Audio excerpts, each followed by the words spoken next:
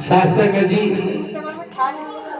आज सत्यनारायण की कथा में हमें बैठने का मौका मिला है।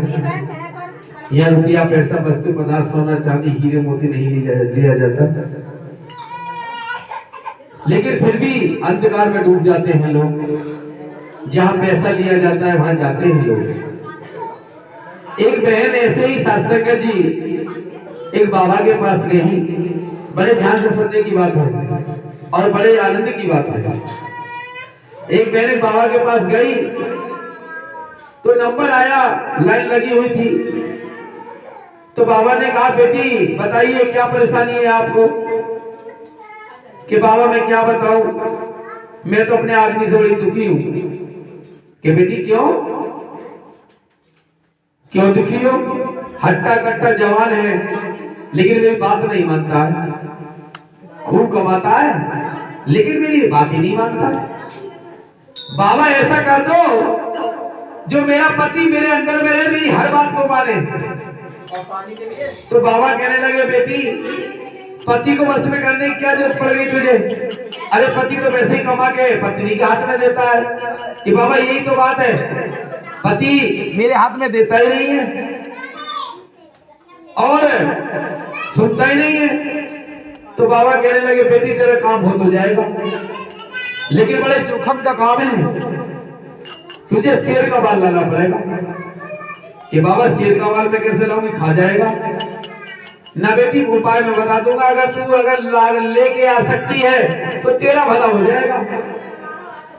तो सासा की लालच देखिए माता बहन कहां तक गिर जाती है। उन्होंने कहा कि मैं अपनी जान कुर्बान करने में लग जाऊंगी लेकिन पति को अपने कब्जे में करवाऊंगी।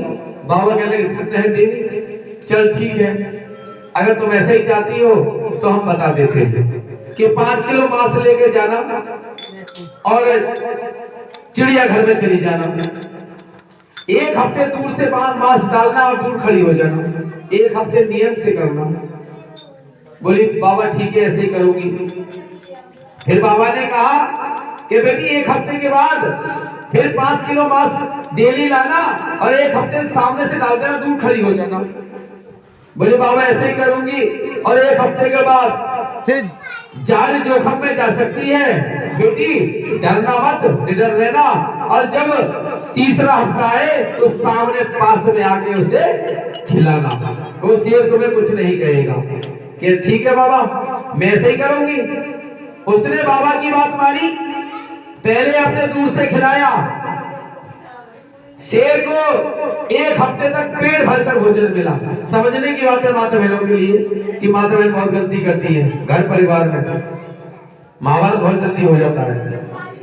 तो सत्संग जी दूसरे हफ्ते में सामने आकर उसने मांस खिलाया तो शेर पहचान गया कि हाँ ये देवी मुझको भोजन लाती है, मैं भूखा रहता हूँ, 5 किलो मांस खाकर मेरा पेट भर जाता है।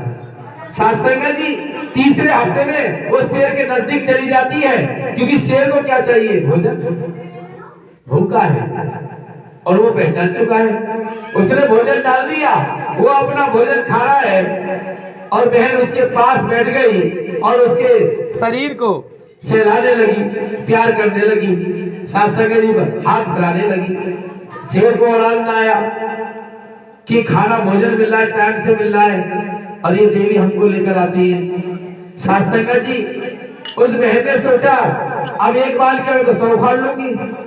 उसने चुटकी भरी और झटका सा मारा और सीधा पर्स में रख लिए बाल।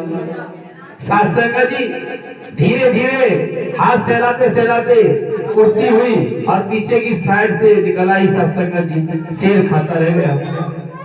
जब बाबा के पास गई तो बाबा ने कहा, बेटी ले आई शेर का बाल? कि हाँ बाबा मैं ले आई।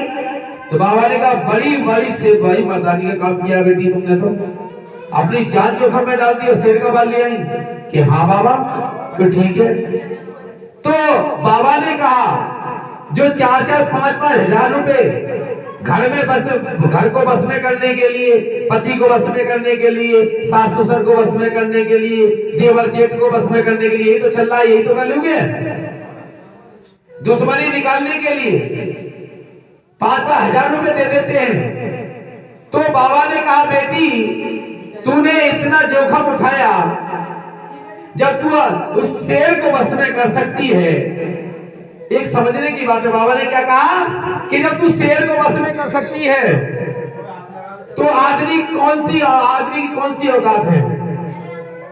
जिस प्रकार तूने शेर को समय से भोजन खिलाया है, भूखे शेर को समय से भोजन खिलाया है, और नियमित रूप से तूने शेर की सेवा की है, और तू ये पाल ले आई और शेर को भी तूने अपने कब्जे में कर लिया प्रेम से, तो अगर आदमी की अगर सेवा कर लेगी तो तू तेरा वैसे ही गुलाम बन जाएगा। तो बहन कहने लगी बाबा मैं क्षमा चाहती हूँ, आज के बाद मैं ऐसी गलती नहीं करूंगी, क्योंकि मैं अंधकार में डूब गई थी। जो संसार में चल रहा है उसे मैं देखकर गुल हो गई थी, अंधकार में डूब गई, मुझे यही पता नहीं मैं क्या करने जा रही हूँ, क्या कर रही हूँ। तो बाबा ने समझाया कि बेटी पति की सेवा करने में ही तेरी भलाई है, पति की सेवा करेगी तो पति तेरे लिए अपने आप ही धन दे देगा, फिर कहीं जाने की उसे जरूरत नहीं पड़ेगी।